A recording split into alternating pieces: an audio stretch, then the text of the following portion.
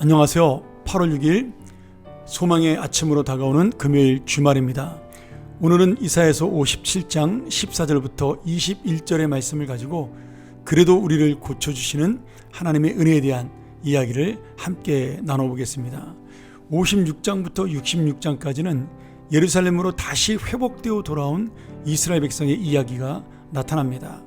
그러나 그들은 여전히 하나님께 대하여 불신앙으로 나아갔고 하나님의 은혜를 잊어버리는 그러한 악한 삶을 살아가는 현실 속에 그들이 등장합니다.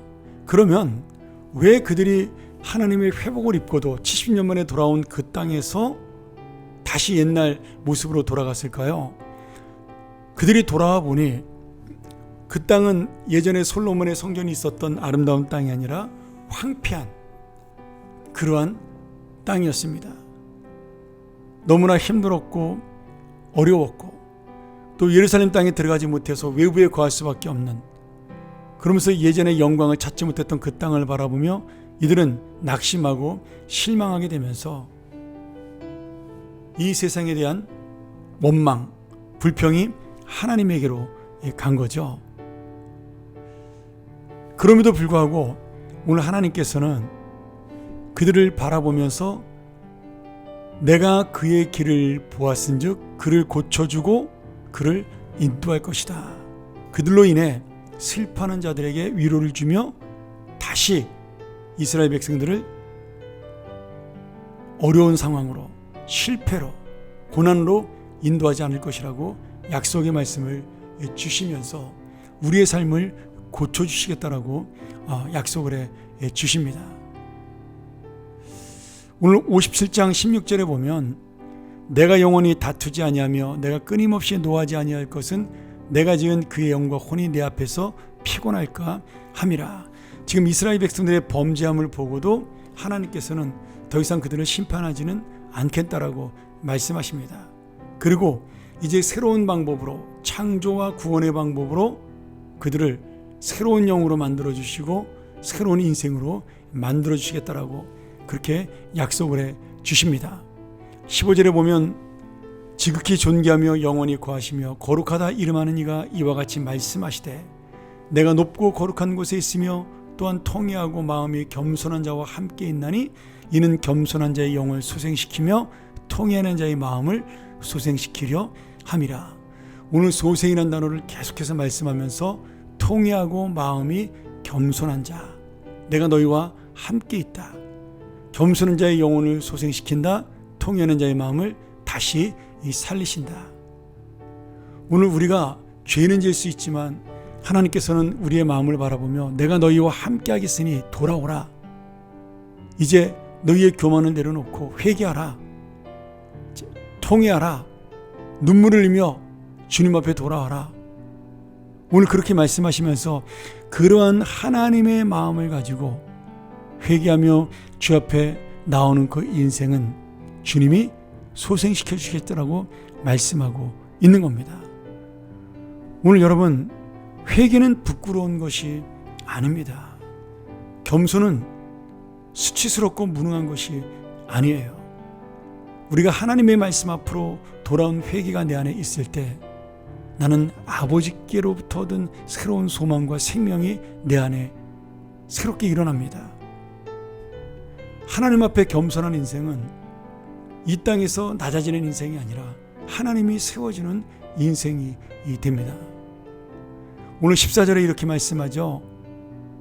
그가 말하기를 도두어 길을 수축하여 내 백성의 길에서 거치는 것을 제하여 버리라 하리라. 마치 세례 요한이 광야의 길을 예비한 것처럼 우리가 이사야서 40장에서 배웠던 말씀대로 지금 주님의 길을 예비했던 그러한 인도자처럼 오늘 하나님의 뜻이 이루어질 수 있도록 하나님께서 다시 한번 믿음의 대로가 열리며 우리의 죄와 악함을 사하여 주시고 불평과 원망을 무너뜨려 주시고 하나님의 새로운 삶의 성전, 하나님의 믿음의 성전을 지어간다라고 우리에게 약속해 주고 있습니다. 제가 이사야서 40장 때도 말씀드렸지만 오늘 그 대로를 준비하는 것, 결국 우리가 하는 것처럼 보이나 하나님이 함께 주시는 겁니다. 오늘 내가 너희에게 고난을 통해 주는 것은 정말 너희의 고난을 해결하는 것보다 내가 너희와 함께 있다는 것이 더 중요함을 깨닫는 것이다. 이렇게 말씀하는, 그리하여 이 고난을 통해 나를 찾아오시는 주님, 그 소망의 능력의 주님, 은혜의 주님, 그 주님을 깨닫는 것이 바로 우리 어려움 속에 깨달아야 될 믿음의 길입니다. 그러나 이스라엘 백성은 이것을 깨닫지 못하고 낙심하고 실망했습니다. 그리고 자신들의 힘으로 해보겠다고 교만해지고 자신들의 욕망을 채우겠다고 달려나가므로 결국 하나님을 실망시키는 일을 하게 되었죠. 그러나 오늘 주님은 그런 우리를 향해서 내가 너희를 다시 고쳐주고 치료하겠다라고 말씀합니다. 다만 우리가 돌아와야 된다라고 말씀하는 거죠. 회개하라고 말씀하는 거죠. 겸손하라고 말씀합니다. 하나님께로부터는 새로운 생명을 가지고 다시 한번 나아가라고 말씀합니다. 마치 탕자가 아버지께로 돌아와 내가 하늘과 아버지께 죄를 지었사오니 이제는 아버지 아들이라 감당함을 내가 일컬음을 감당치 못하겠습니다. 나를 아들이라 마시고 종이라 칭하여 주소서. 낮아지고 겸손하고 회개했을 때 그 아버지의 따뜻한 사랑은 그를 덮었고 그를 하나님의 잔치, 아버지의 잔치집으로 다시 불렀고 아들의 권위와 그 영광을 회복하는 은혜를 만났습니다. 오늘 이스라엘이 우리가 다시 한번 하나님의 은혜의 영광에 들어가기 위해서는 바로 이러한 겸손과 회개와 자복함이 있어야 할 것입니다. 오늘 이 주말 다시 한번 내가 하나님의 뜻대로 사는 것, 하나님 앞에 돌이키는 것을 우리 이 아침에 생각하면서 주님 말씀으로 살게 하여 주시옵소서. 하나님의 말씀을 바라보고 깨닫고 내 마음을 돌이키는 자가 되게 하여 주옵소서. 그리하여 소송케 되는 하나님의 새로운 생명을 얻게 하여 주시옵소서. 우리 그렇게 깨닫고 돌아가는 귀한 영혼들이 되기를 주님의 이름으로 간절히 축원합니다. 함께 기도하겠습니다. 하나님 아버지 감사합니다.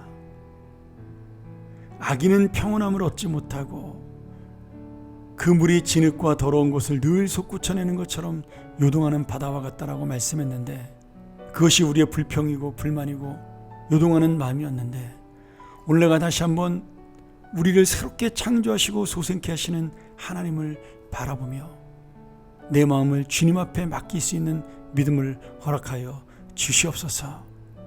그리하여 오늘 다시 한번 회개하는 인생이 되고 겸손한 인생이 되어 오늘 내 인생을 새롭게 창조하며 내 입술의 열매를 창조하는 주님을 만나게 하여 주시옵소서. 이 주님의 새로운 생명이 나의 것이 되게 하여 주시옵소서. 예수님의 이름으로 간절히 기도합나이다. 아멘. 우리 다시 한번 이 말씀 묵상하며 함께 나가기를 원합니다. 주님, 내가 새로운 인생으로 나가도록 내 마음을 깨닫게 하여 주옵소서. 이 땅이 아닌 주님을 바라보게 도와주시며 내가 이 세상을 바라보며 낙심하는 것이 아니라 하나님을 바라보며 소망을 얻게 하여 주옵소서. 우리 함께 기도하며 다시 한번 이 주말 주님의 뜻대로 나아가는 귀한 하루가 되게 해달라고 함께 묵상하며 나아갑니다.